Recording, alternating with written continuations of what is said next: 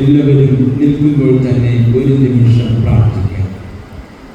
ദൈവമേ, സ്വർഗ്ഗസ്ഥ പിതാവേ, അനുഗ്രഹീതമായ ഈ വർഷത്തിന്റെ സമാപന വിശുദ്ധ ദിവസം ഞങ്ങൾ ദൈവസന്നിധിയിലായിരുന്നുകൊണ്ട് അങ്ങേ സ്തുതിക്കുവാൻ, സ്തോത്രം ചെയ്യുവാൻ, ആരാധിക്കുവാൻ അവിടുന്ന് ഞങ്ങളെ സഹായിച്ചുവല്ലോ. വചനത്തിന്റെ മുമ്പിൽ ഞങ്ങൾ വിനയപ്പെടുന്നു. കുടുംബ ജീവിതങ്ങളിലേക്ക് ഒന്ന് തിരിഞ്ഞു നോക്കുവാനും സൗഖ്യത്തിന്റെ അനുഭവങ്ങളിലേക്ക് മടങ്ങി വരുവാനും ഇന്നത്തെ വചന ചിന്തയിലൂടെ അവിടുന്ന് ഞങ്ങളെ സഹായിക്കണം. ഓരോ ഹൃദയങ്ങളിലും ദൈവത്തിന്റെ പരിശുദ്ധാത്മാവിന്റെ കൃപ വ്യാപരിക്കട്ടെ.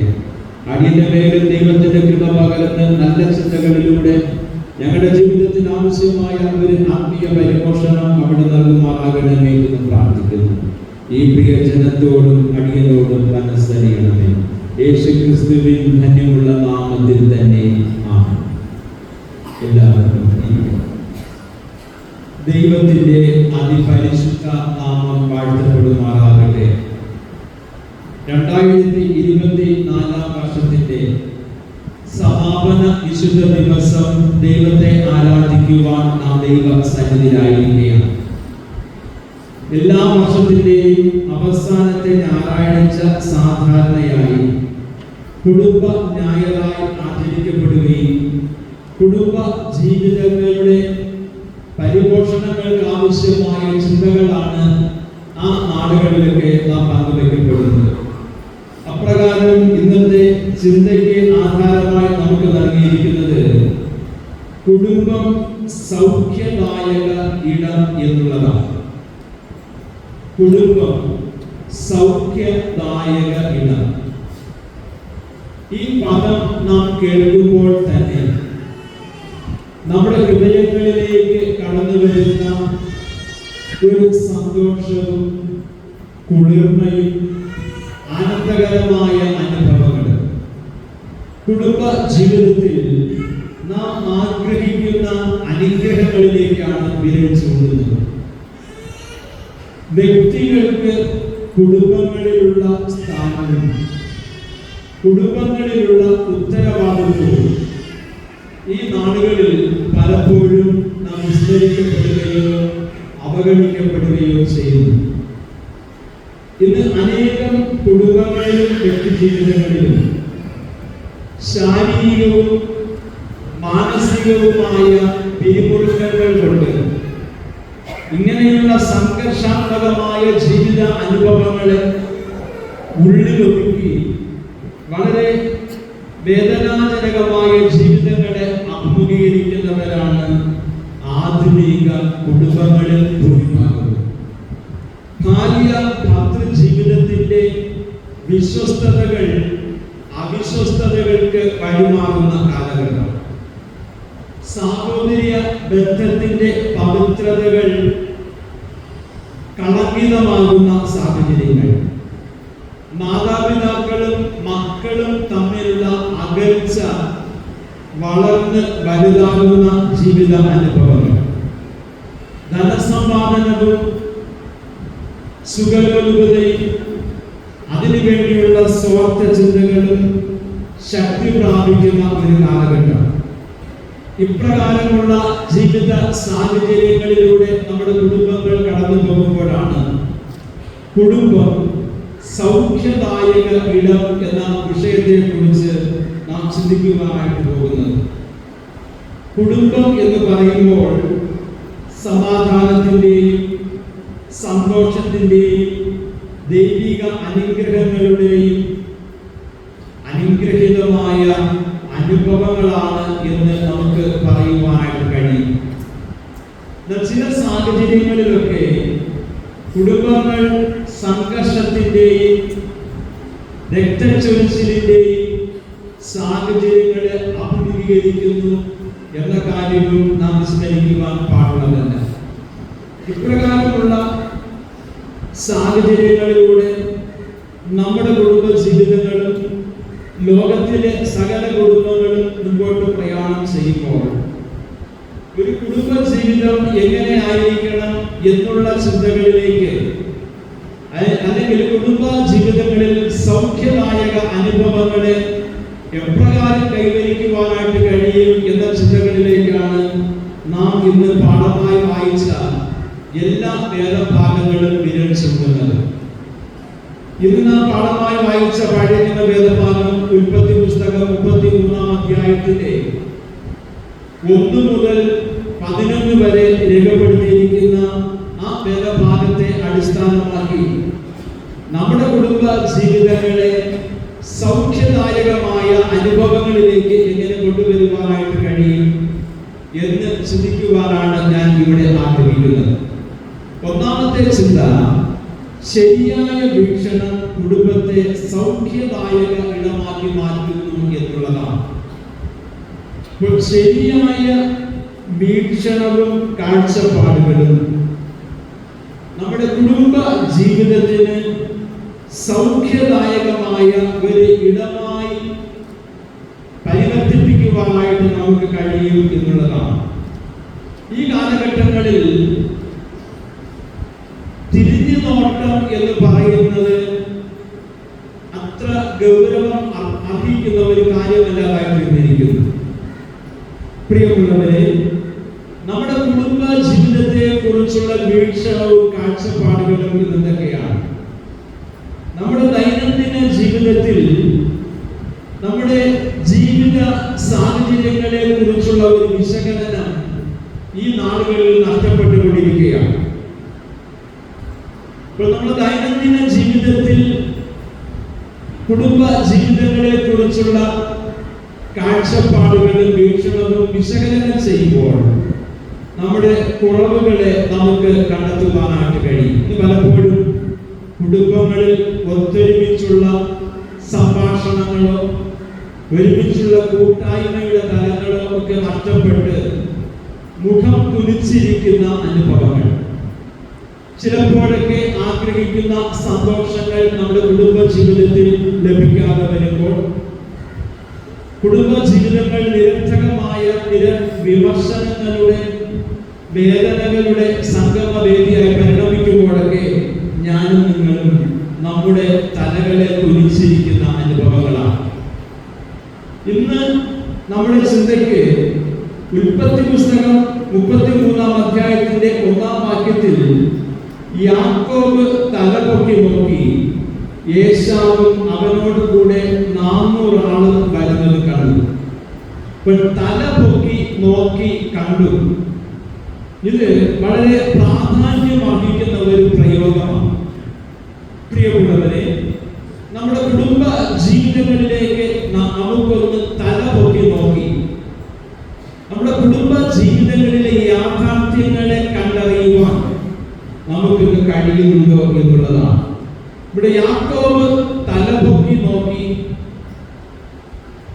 സാഹചര്യങ്ങളെ കണ്ട് വിലയിരുത്തി അതിനനുസരിച്ച് തന്റെ കുടുംബ ജീവിതത്തിന്റെ സാഹചര്യങ്ങളെ ക്രമീകരിക്കുമ്പോൾ യാക്കോബിന്റെ കുടുംബ ജീവിതത്തിൽ സൗഖ്യദായകമായ അനുഭവം കടന്നു വരുന്നതായിട്ട് നമുക്ക് മനസ്സിലാക്കുവാനായിട്ട് കഴിയും. ഇന്ന് പലപ്പോഴും നാം തലപൊക്കി നോക്കി കാണുന്നത് മറ്റുള്ളവരുടെ കുടുംബങ്ങളെയാണ്. സ്വന്തം കുടുംബത്തിലേക്ക് ഒന്ന് തലപൊക്കി നോക്കുവാനും നാം അനുഭവിക്കുന്ന ജീവിത യാഥാർത്ഥ്യങ്ങളെ കണ്ടറിയുവാനുമുള്ള ഒരു വീക്ഷണവും ഒരു മനോഭാവവും നമ്മുടെ ജീവിതത്തിൽ വളർത്തേണ്ടതായിട്ടുണ്ട്. പ്രത്യേകിച്ച് 2024-ാം വർഷത്തിന്റെ സമാപന വിശുദ്ധ ദിവസമാണ് നാം ദൈവസന്നിധിയിലായിരിക്കുന്നത്. ഒരു തിരിഞ്ഞു നോട്ടം എപ്പോഴും നമ്മുടെ കുടുംബ ജീവിതങ്ങളെ സൗഖ്യദായക ഇടമാക്കി രൂപാന്തരപ്പെടുത്തുവാൻ കഴിവുള്ളതാണ്. നമുക്ക് നമ്മുടെ കുടുംബ ജീവിതങ്ങളിലേക്ക് ഒന്ന് തലപൊക്കി സാഹചര്യങ്ങളെ നോക്കിക്കാണുവാനായിട്ട് കഴിയുന്നുണ്ടോ? ഇവിടെ വേദഭാഗം യാക്കോബ് ഏകദേശം 20 വർഷത്തോളം തന്റെ അമ്മാവി അപ്പനായ ലാബാന്റെ ഭവനത്തിൽ സേവകനായി അധ്വാനിച്ച് നേടിയ സമ്പത്തും തന്റെ കുടുംബവുമായി മടങ്ങി വരുന്നതാണ് വേദപുസ്തക പശ്ചാത്തലം. തന്റെ സഹോദരനുമായി ശത്രുത പുലർന്നിരുന്ന ഒരു സാഹചര്യത്തിൽ തന്റെ സഹോദരനെ സമ്പത്ത് നൽകി തന്റെ സ്നേഹവലയത്തിലാക്കുവാനായിട്ട് യാക്കോബ് പരിശ്രമിക്കുകയാണ്. ആ വേദഭാഗം വായിച്ചപ്പോൾ അത് നമുക്ക് വളരെ വ്യക്തമാണ്. വിശദീകരിക്കുവാൻ സമയം പരിമിതമാണല്ലോ. സന്തോഷകരമായ ഒരു കൂടിക്കാഴ്ച അല്ല എങ്കിലും ഒരു സംഘടന തന്നെ വേണ്ടി വന്നാലും തനിക്ക് വേണ്ടപ്പെട്ടവരെ സംരക്ഷിക്കുവാനുള്ള തന്ത്രങ്ങളും ഇവിടെ യാക്കോബ് മെനയുന്നുണ്ട്. ഈ ഭാഗത്ത് ഏറ്റവും പ്രാധാന്യം അർഹിക്കുന്ന ഒരു അനുഭവമാണ് യാക്കോബ് തലപൊക്കി നോക്കി തന്റെ മുമ്പിൽ ഒരു സൈന്യമിത കടന്നു വരുന്നത് കാണുകയാണ്. ഇവിടെ യാക്കോബിന്റെ കുടുംബ ജീവിതത്തിൽ താൻ അഭിമുഖീകരിക്കുവാൻ പോകുന്ന ഒരു സങ്കീർണമായ ജീവിതാനുഭവം യാക്കോബ് തലപൊക്കി നോക്കി കണ്ടു. തന്റെ മുമ്പിൽ ഒരു സൈന്യമിത തന്നെ ആക്രമിക്കുവാനായിട്ട് കടന്നു വരുന്നു. ഈ സാഹചര്യത്തിലുള്ള യാക്കോബിന്റെ വീക്ഷണമാണ് ഞാനിവിടെ പറഞ്ഞത്.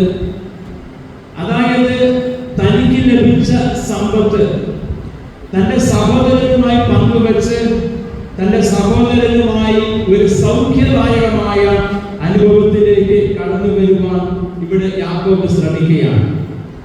ശരിയായ ഒരു വീക്ഷണവും ശരിയായ ഒരു കാഴ്ചപ്പാടും യാക്കോബ് തന്റെ ജീവിതത്തിൽ ഇവിടെ തിരഞ്ഞെടുക്കുകയാണ്.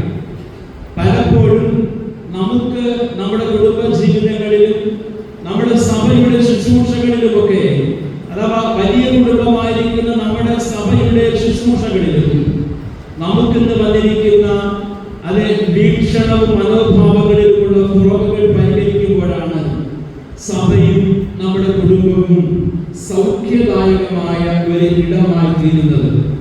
ശരിയായ വീക്ഷണവും ശരിയായ കാഴ്ചപ്പാടും നാം വളർത്തിയെടുക്കേണ്ടതായിട്ടുണ്ട്. യാക്കോബ് തല ഉയർത്തി നോക്കിക്കണ്ട സാഹചര്യങ്ങൾ വളരെ ഭയാനകമായിരുന്നു. ജീവിതത്തിൽ എല്ലാം നഷ്ടപ്പെട്ടു പോയേക്കാവുന്ന, അഥവാ തന്റെ കുടുംബ ജീവിതം ശിഥിലമായേക്കാവുന്ന ഒരു സാഹചര്യം. ഈ സാഹചര്യത്തെ അഭിമുഖീകരിക്കുവാൻ ഇവിടെ യാക്കോബിന്റെ വീക്ഷണം നാം വളരെയധികം ഈ നാടുകളിൽ നമ്മുടെ കുടുംബ ജീവിതങ്ങളിലും പ്രാവർത്തികമാക്കേണ്ടതായിട്ടുണ്ട്. ഇവിടെ യുദ്ധസന്നാഹവുമായി കടന്നു വരുന്ന തന്റെ സഹോദരന്റെ മുമ്പിൽ 7 പ്രാവശ്യം സാഷ്ടാംഗം കവിഞ്ഞു വീണ് ക്ഷമായാചന ചെയ്യുന്ന യാക്കോബിനെയാണ് നാം കാണുന്നത്. പ്രിയമുള്ളവരെ, നമ്മുടെ കുടുംബ ജീവിതങ്ങളിൽ ഇന്ന് സൗഖ്യമുണ്ടോ? കുടുംബ ജീവിതങ്ങളിൽ സൗഖ്യദായകമായ അനുഭവങ്ങളാണ് നാം അഭിമുഖീകരിക്കുന്നത്. നമ്മുടെ വീക്ഷണങ്ങളും കാഴ്ചപ്പാടുകളും മാറ്റി സാഹചര്യങ്ങൾക്കനുസരിച്ച് നമ്മുടെ മനോഭാവങ്ങളെ വ്യതിചലിപ്പിക്കുന്നുവെങ്കിൽ കുടുംബ ജീവിതങ്ങളും സഭയും സൗഖ്യദായകമായ ഒരു അനുഭവത്തിലേക്ക് കൊണ്ടുവരുവാനും ആ സൗഖ്യവും സന്തോഷവും എനിക്കും നിങ്ങൾക്കും അനുഭവിക്കുവാനായിട്ട് കഴിയും. ഇവിടെ യാക്കോബ് തന്റെ സഹോദരന്റെ മുമ്പിൽ 7 പ്രാവശ്യം സാഷ്ടാംഗം കവിഞ്ഞു വീണ് ക്ഷമായാചനം ചെയ്യുകയാണ്. ഞാൻ എൻ്റെ സഹോദരന്റെ മുമ്പിൽ കീഴടങ്ങിയിരിക്കുന്നു എന്നാണ് ഈ ഭാഗം ഇവിടെ അർത്ഥമാക്കുന്നത്. അപ്പോൾ നമ്മുടെ സാഹോദര്യ ബന്ധങ്ങളിൽ ഞാൻ എന്ന ഭാവത്തോടുകൂടി തല ഉയർത്തി നിൽക്കുന്ന ചിന്തകളാണോ ഈ നാളുകളിൽ നമ്മെ ഭരിച്ചുകൊണ്ടിരിക്കുന്നത്? ഈ നാളുകളിൽ നമ്മുടെ കുടുംബ ജീവിതങ്ങളിലെ കാഴ്ചപ്പാടുകൾക്കും വീക്ഷണങ്ങൾക്കും ഒരു പരിഹാരം നാം കണ്ടെത്തുന്നുവെങ്കിൽ മാത്രമേ നമുക്ക് സമാധാനത്തിന്റെ പൂർണ്ണതയുടെ അനുഭവങ്ങളിലേക്ക് കടന്നു വരുവാനായിട്ട് കഴിയും. ഇവിടെ യാക്കോബിന്റെ വീക്ഷണം എന്ന് പറയുന്നത് സഹോദരന്റെ മുമ്പിൽ പൂർണ്ണമായ കീഴടങ്ങലും ശരണം പ്രാപിക്കലുമായിരുന്നു. തന്റെ സഹോദരന്റെ മുമ്പിൽ തന്നെ കീഴടങ്ങി വിനയത്തോടുകൂടെ സഹോദരനിൽ ഇവിടെ അഭയം പ്രാപിക്കുന്ന ഒരു അനുഭവം. അപ്പോൾ ഇവിടെ കുടുംബത്തിന്റെ തകർന്നിരിക്കുന്ന അനുഭവങ്ങളിൽ നിന്നും ഒരു സൗഖ്യദായകമായ അനുഭവങ്ങളിലേക്ക് കുടുംബ ജീവിതങ്ങൾ പ്രവേശിക്കുന്നതായിട്ട് നമുക്കിവിടെ മനസ്സിലാക്കുവാനായിട്ട് കഴിയുന്നു. അപ്പോൾ കുടുംബങ്ങളിൽ ശാരീരികമായ സൗഖ്യത്തോടൊപ്പം തന്നെ ആന്തരികവും മാനസികവും ആത്മീയവുമായ സൗഖ്യത്തിന് കൂടുതൽ പ്രാധാന്യമുണ്ട് എന്നുള്ള കാര്യം നാം വിസ്മരിച്ചു പോകരുത്. നമ്മുടെ കുടുംബ ജീവിതങ്ങളിലെ ശാരീരികമായ സൗഖ്യം അനിവാര്യമായ ഒരു ഘടകം തന്നെയാണ്. അതുപോലെയോ അതിനേക്കാൾ പ്രാധാന്യമേറിയ ഒരു അനുഭവമാണ് ആന്തരികവും മാനസികവും ആത്മീയവുമായ ഒരു സൗഖ്യം നമ്മുടെ കുടുംബങ്ങളിലേക്ക് ഇന്ന് കടന്നു വരേണ്ടതായിട്ടുണ്ട്. ഇത് പലപ്പോഴും നമ്മുടെ കുടുംബങ്ങളിൽ മാനസികമായ പിരിമുറുക്കങ്ങൾ, ആന്തരികമായ സൗഖ്യമില്ലായ്മ ഇന്ന് പല ഭവനങ്ങളെയും സംഘർഷാത്മകമായ അനുഭവങ്ങളിലേക്ക് നയിച്ചിരിക്കുക. ഇവിടെ ഒരു യഥാർത്ഥ ഒരു വീക്ഷണവും കാഴ്ചപ്പാടും നമ്മുടെ ജീവിതത്തിലേക്ക് കടന്നു വരുമ്പോൾ നമ്മുടെ ജീവിതങ്ങളിൽ സൗഖ്യദായകമായ ഒരു അനുഭവം നമുക്ക് കൈവരിക്കുവാനായിട്ട് സാധിക്കും. യാക്കോബിന്റെ ജീവിതത്തിൽ തന്റെ സഹോദരന് മുമ്പിൽ തന്നെ സമർപ്പിച്ച് സാഷ്ടാംഗം വീഴുന്ന സാഹചര്യത്തിൽ അവന്റെ ഹൃദയത്തിൽ എന്തെന്നില്ലാത്ത ഒരു സൗഖ്യവും ഒരു ആശ്വാസവും നമുക്ക് അവിടെ കണ്ടെത്തുവാനായിട്ട് കഴിയും.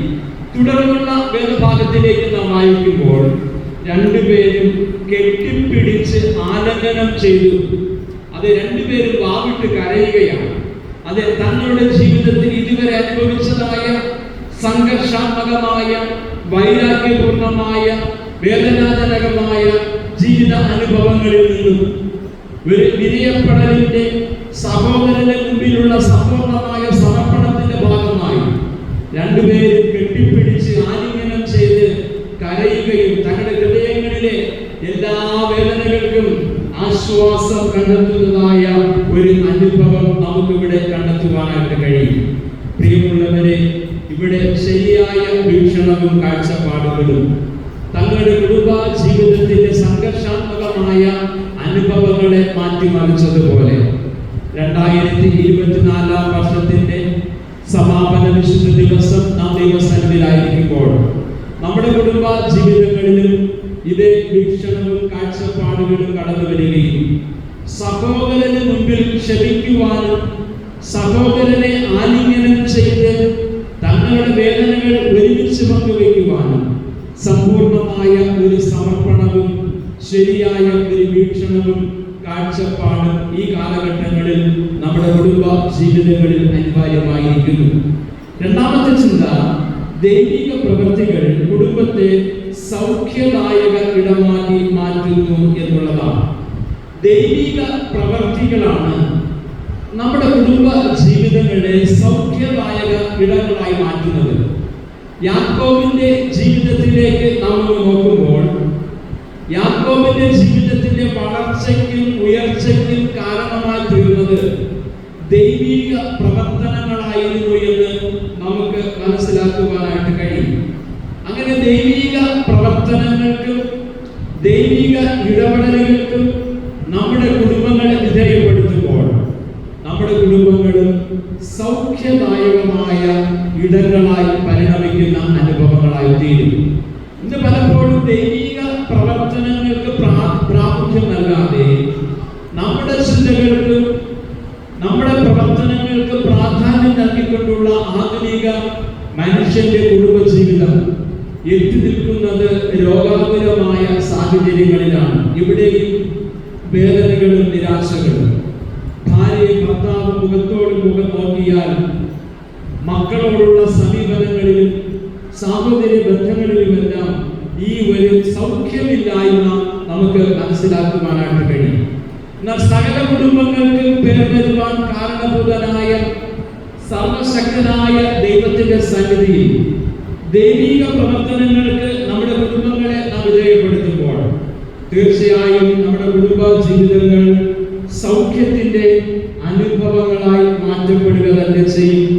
നമ്മുടെ കുടുംബങ്ങളുടെ ശാരീരികവും ആത്മീയവും ഭൗതികവുമായ സാഹചര്യങ്ങളിൽ ഇത് ബാധിച്ചിരിക്കുന്ന രോഗാതുരമായിരിക്കുന്ന സാഹചര്യങ്ങളിൽ നിന്നും ഒരു സൗഖ്യദായകമായ ഇടമായി നമ്മുടെ കുടുംബങ്ങളെ നമുക്ക് ക്രമീകരിക്കുവാനായിട്ട് കഴിയണമെങ്കിൽ ദൈവിക പ്രവർത്തനങ്ങൾ നമ്മുടെ കുടുംബ ജീവിതങ്ങളിൽ നേതൃത്വം വഹിക്കേണ്ടതായിട്ടുണ്ട്. ഇന്ന് നാം പാഠമായി വായിച്ച ഉൽപ്പത്തി പുസ്തകം 33-ാം അധ്യായത്തിന്റെ 1-ാം വാക്യം വായിക്കുമ്പോൾ യാക്കോബ് തല ഉയർത്തി നോക്കി കണ്ടത് ഒരു സൈന്യം തന്റെ നേരെ വരുന്നതാണ്. അതേ അധ്യായത്തിന്റെ 5-ാം വാക്യത്തിലേക്ക് വരുമ്പോൾ അവിടെ ഏശാവ് തലപൊക്കി നോക്കിയപ്പോൾ കണ്ടത് ദൈവിക അനുഗ്രഹങ്ങളുടെ വിവിധങ്ങളായ മുഖാന്തരങ്ങളാണ്. പ്രിയമുള്ളവരെ, ആ വേദഭാഗവും നമ്മുടെ ജീവിതവും തമ്മിൽ ഒത്തുനോക്കേണ്ടതായ ഒരു അനുഭവമാണ്. 1-ാം വാക്യത്തിൽ യാക്കോബ് തലപൊക്കി നോക്കി കണ്ടത് തന്റെ നേരെ കടന്നു വരുന്ന ഒരു മഹാസൈന്യം. അതിന്റെ 5-ാം വാക്യത്തിലേക്ക് കടന്നു വരുമ്പോൾ ഏശാവ് തലപൊക്കി നോക്കിയപ്പോൾ കണ്ടത് ദൈവിക അനുഗ്രഹങ്ങളുടെ വിവിധ തലങ്ങളിൽ തന്നെ സ്വീകരിക്കുവാനായിട്ട് പോകുന്നു. ഇത് രണ്ടുപേരുടെയും മനോഭാവങ്ങളാണ്. ഇന്നത്തെ സാഹോദര്യ ബന്ധങ്ങളുടെ വിള്ളലിനും സൗഖ്യമില്ലായ്മയ്ക്കും കാരണം ഈ 1-ാമത്തെ ചിന്തയാണ്. അതെ, ഒരു മഹാസൈന്യം എനിക്കെതിരെ, അല്ലെങ്കിൽ എന്റെ കുടുംബ ജീവിതത്തിനെതിരെ, അല്ലെങ്കിൽ എന്റെ മക്കളുടെ ജീവിതത്തിനെതിരെ ഇങ്ങനെ തല ഉയർത്തി നിൽക്കുന്നു എന്ന ചിന്ത. എന്നാൽ ഇവിടെ ഏശാവ് തലപൊക്കി നോക്കിയപ്പോൾ കണ്ടത് ദൈവത്തിന്റെ അനുഗ്രഹങ്ങൾ തന്നെ സ്വീകരിക്കുവാനായിട്ട് പോകുന്നു എന്നുള്ളതാണ്. രണ്ടുപേരും സഹോദരങ്ങളാണ്. പ്രിയമുള്ളവരെ, രണ്ടുപേരുടെയും മനോഭാവങ്ങളും വീക്ഷണങ്ങളിലും വന്ന വ്യതിയാനമാണ് ഞാൻ ഇവിടെ പറഞ്ഞത്. ഇത് നമുക്ക് അനുവർത്തിക്കുവാനുള്ള ഒരു മനോഭാവം ഇവിടെ ഏശാവിന്റെ മനോഭാവമാണ്. ഇവിടെ യാക്കോബ് തലപൊക്കി നോക്കി തനിക്ക് നേരെ കടന്നു വരുന്ന ഒരു ശത്രു സൈന്യത്തെ കണ്ടത് തന്റെ സഹോദരനെയാണ്. എന്നാൽ ഏശാവ് തലപൊക്കി നോക്കിയപ്പോൾ കണ്ടത് തന്റെ നേരെ അനുഗ്രഹങ്ങളുമായി കടന്നു വരുന്ന തന്റെ സഹോദരനെയാണ്.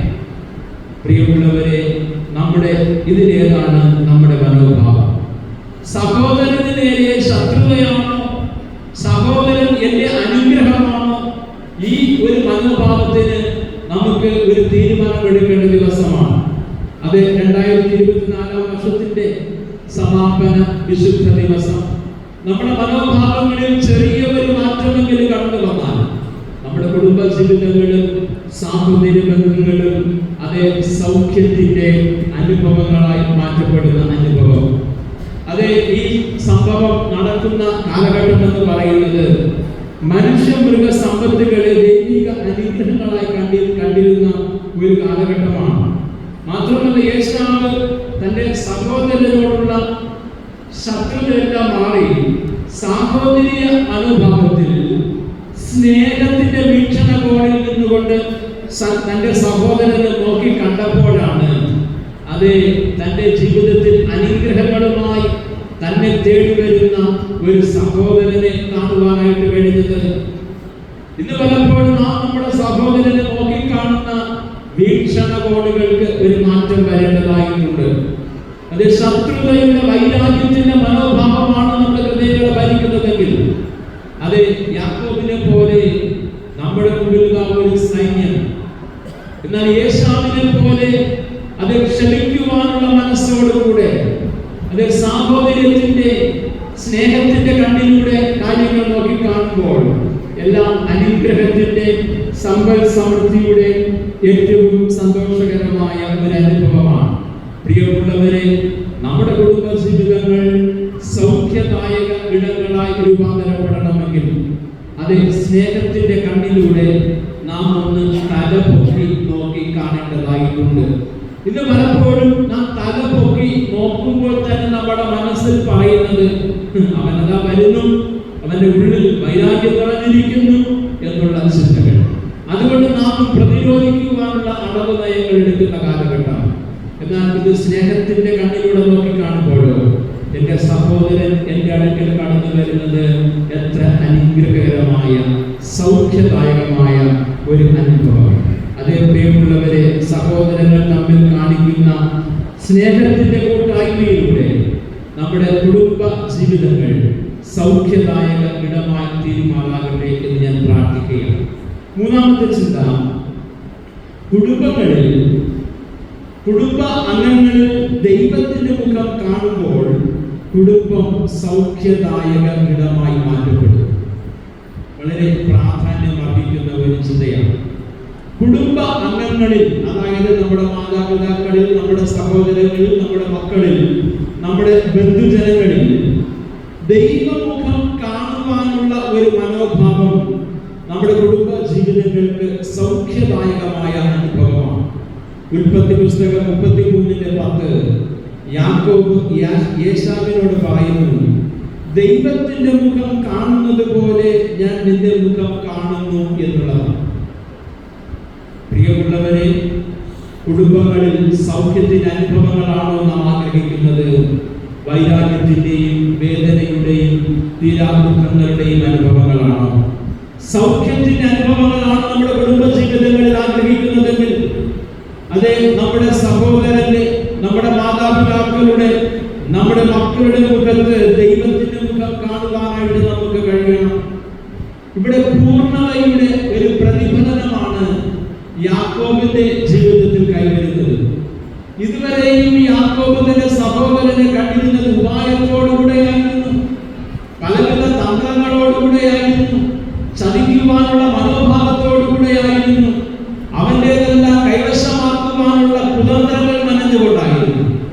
എന്നാൽ ഇപ്പോഴിതാ യാക്കോബിന്റെ ജീവിതത്തിന് വന്ന മാറ്റം, തന്റെ സഹോദരന്റെ മുഖത്ത് ദൈവമുഖം കാണുവാനുള്ള ഒരു മനോഭാവത്തിൽ അവൻ എത്തിച്ചേരുകയാണ് ചെയ്തത്. ഇവിടെയാണ് പൂർണ്ണതയുടെ ഒരു പ്രതിഫലനം. ഇവിടെയാണ് കുടുംബ ജീവിതങ്ങളിൽ സൗഖ്യദായകമായ ഒരു അനുഭവം കൈവരുന്നത്. ഇവിടെ നാം ചിന്തിക്കേണ്ടതായ ചിന്ത, മനുഷ്യന് ദൈവമുഖം കാണുവാൻ അസാധ്യമായ ഒരു കാലഘട്ടമായിരുന്നു അത്. അതായത് ദൈവം തന്റെ ദൂതന്മാരിലൂടെ മനുഷ്യർക്ക് അരുളപ്പാട് നൽകിക്കൊണ്ടിരുന്ന ഒരു പശ്ചാത്തലം. ആ സാഹചര്യത്തിലാണ് യേശാവിന്റെ മുഖം ദൈവത്തിന്റെ മുഖം പോലെ കാണുവാനുള്ള ഒരു മനോഭാവത്തിലേക്ക് യാക്കോബ് തന്റെ സ്വഭാവ രൂപീകരണത്തിലേക്ക് കടന്നു വരുന്നത്. അപ്പോൾ ദൈവമുഖം സഹോദരന്റെ മുഖത്തിൽ കാണുവാൻ നമുക്ക് കഴിയുന്നുണ്ടോ? ഇത് പലപ്പോഴും നാം നമ്മുടെ സഹോദരന്റെ മുഖത്ത് കാണുന്നത് വൈരാഗ്യത്തിന്റെയും വെറുപ്പിന്റെയും വിദ്വേഷത്തിന്റെയും മുഖങ്ങളാണോ എന്ന് ചിന്തിക്കുക. പ്രിയമുള്ളവരെ, ഇവിടെ യാക്കോബ് പറയുന്നത് ദൈവത്തിന്റെ മുഖം കാണുന്നത് പോലെ ഞാൻ നിന്റെ മുഖം കാണുന്നു എന്നുള്ളതാണ്. ദൈവമുഖം കാണുന്നത് പോലെ സഹോദരന്റെ മുഖത്തെ കാണുകയും സഹോദരന് എന്നോട് കൃപ കാണിക്കുകയും ചെയ്യുന്നുവല്ലോ. 2024 വർഷത്തിന്റെ സമാപന വിശുദ്ധ ദിവസം ദൈവസന്നിധിയിലായിരിക്കുന്ന നമ്മുടെ ഓരോരുത്തരുടെയും ജീവിതത്തിൽ നമ്മുടെ ഹൃദയത്തിൽ ഒരു രൂപാന്തരവും ഒരു മാനസാന്തരവും ആവശ്യമായിരിക്കുന്നു. 2025 വർഷത്തിലേക്ക് നാം പ്രവേശിക്കുമ്പോൾ നമ്മുടെ കുടുംബാംഗങ്ങളുടെ മുഖത്ത് ദൈവമുഖം കാണുവാനായിട്ട് നമുക്ക് കഴിയണം. നമ്മുടെ പരിശുദ്ധ ആലയമാകുന്ന ഈ വലിയ കുടുംബത്തിന്റെ അംഗങ്ങളുടെ മുഖത്ത് ദൈവമുഖം കാണുവാനുള്ള ഒരു മനോഭാവം നാം വളർത്തിയെടുക്കേണ്ടതായിട്ടുണ്ട്. അവിടെ യാക്കോബിന്റെ വാക്കുകൾ നാം വളരെ ശ്രദ്ധിക്കുക. സഹോദരൻ എന്നോട് കൃപ കാണിക്കുകയും, നമ്മുടെ മനോഭാവങ്ങളിൽ വരേണ്ടതായ ഒരു മനോഭാവമാണ്.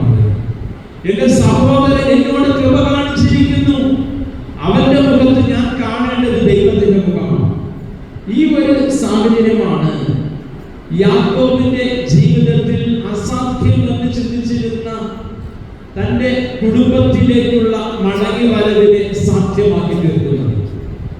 കുടുംബം സൗഖ്യദായക ഇടമാണ് എന്ന് ഞാൻ പറഞ്ഞുവല്ലോ. കുടുംബത്തെ സൗഖ്യദായക ഇടമായും കുടുംബത്തെ വേദനാജനകമായ നരകതുല്യമാക്കി തീർക്കുന്നതും എന്റെയും നിങ്ങളുടെയും മനോഭാവങ്ങളാണ്. നമ്മുടെ മനോഭാവങ്ങളിൽ ഒരു പുതിയ വീക്ഷണവും ഒരു പുതിയ കാഴ്ചപ്പാടും അനിവാര്യമായിരിക്കുന്നു. നമ്മുടെ കുടുംബ ജീവിതങ്ങളിൽ ദൈവിക പ്രവർത്തനങ്ങളെ നാം അംഗീകരിക്കുകയും അനുസരിക്കുകയും ചെയ്യേണ്ടിയിരിക്കുന്നു. നമ്മുടെ കുടുംബ ജീവിതങ്ങളിൽ സഹോദരന്റെ മേൽ ദൈവത്തിന്റെ മുഖം കാണുവാനുള്ള ഒരു വിശാലമായ കാഴ്ചപ്പാട്, സഹോദരനെ ദൈവമായി അംഗീകരിക്കുന്ന ഒരു അനുഭവം നമ്മുടെ കുടുംബ ജീവിതങ്ങളിൽ അസാധ്യമായിരിക്കുന്ന സൗഖ്യദായകമായ അനുഭവങ്ങളെ സാധ്യമാക്കി തീർക്കുവാൻ ഈ ഒരു മനോഭാവത്തിലേക്ക് നാം വളരേണ്ടതായിട്ടുണ്ട്. സഹോദരനിൽ ദൈവമുഖം ദർശിച്ച യാക്കോബിന്റെ ജീവിതത്തിൽ അവന് നഷ്ടപ്പെട്ടതായ അവന്റെ കുടുംബത്തിലേക്ക് അവന് തിരികെ പ്രവേശിക്കുവാനായിട്ട് കഴിഞ്ഞു. ആ കുടുംബം ഒരു സൗഖ്യദായകമായ സന്തോഷകരമായ ഒരു അനുഭവമാക്കി തീർത്തു. ഇത് നാം പാഠമായി വായിച്ച ലൂക്കോസിന്റെ സുവിശേഷം 15-ാം അധ്യായത്തിന്റെ ഇതിവൃത്തവും ഇത് തന്നെയാണ്. അതേ ഇളയ മകൻ സകലവും വിറ്റ് ദൂരദേശത്തേക്ക് യാത്ര ചെയ്ത് ദുർനടപ്പുകാരനായി സകലവും നഷ്ടമാക്കി അവൻ അവന്റെ അപ്പന്റെ ഭവനത്തിലേക്ക് കടന്ന് തിരികെ മടങ്ങി വന്നപ്പോഴാണ് അവന് സകലവും ലഭിച്ചത്. തന്റെ കുടുംബം സൗഖ്യദായകമായ ഇടമായി മാറ്റപ്പെട്ടത്. പ്രിയമുള്ളവരെ, 2024 വർഷത്തിന്റെ സമാപന വിശുദ്ധ ദിവസം നാം ദൈവസന്നിധിയിലായിരിക്കുകയാണ്. നമ്മുടെ കുടുംബ ജീവിതങ്ങളെ കുറിച്ചുള്ള കാഴ്ചപ്പാടും വീക്ഷണങ്ങളും നമ്മുടെ കുടുംബ ജീവിതങ്ങളിലുള്ള ദൈവിക പ്രവർത്തനങ്ങളും നമ്മുടെ കുടുംബാംഗങ്ങളിൽ ദൈവത്തിന്റെ മുഖം ദർശിക്കുവാനുള്ള നല്ല മനോഭാവവും ആർജിച്ചുകൊണ്ട് 2025 വർഷത്തിലേക്ക് നാം പ്രവേശിക്കുന്നുവെങ്കിൽ നമ്മുടെ കുടുംബ ജീവിതങ്ങളും സഭയെന്ന നമ്മുടെ വലിയ കുടുംബവും സൗഖ്യദായക ഇടമായി തീരും. ഇന്ന് പലപ്പോഴും രോഗാതുരമായിരിക്കുന്ന അനുഭവങ്ങളുണ്ട് എന്നുള്ളത് യാഥാർത്ഥ്യമാണ്. ആ യാഥാർത്ഥ്യങ്ങളിൽ നമ്മുടെ മനോഭാവങ്ങൾക്കും വീക്ഷണങ്ങൾക്കും വ്യതിയാനം വരുത്തി സഭ എന്ന അതേ സൗഖ്യദായക കുടുംബമായി സന്തോഷകരമായ ജീവിതാനുഭവങ്ങളിലൂടെ സഹോദരന്റെ മുഖത്ത് ദൈവമുഖം കാണുവാനുള്ള മനോഭാവം വളർത്തിയെടുക്കുക. ദൈവം തന്റെ പരിശുദ്ധാത്മാവിനാൽ നമ്മെ ഓരോരുത്തരെയും വഴി നടത്തും.